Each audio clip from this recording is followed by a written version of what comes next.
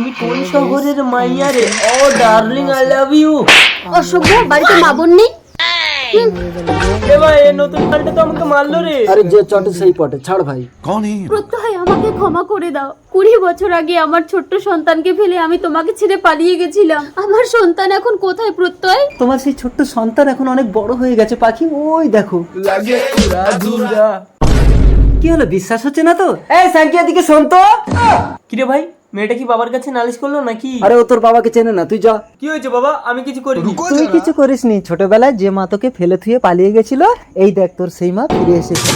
মা আমাকে ক্ষমা করে দাও, আমি মানুষ হতে পারিনি। তোর কোনো দোষ নেই খোকা, আমি তোকে ফেলে দিয়ে পালিয়ে গেছিলাম বলে তুই মানুষ হতে পারিসনি।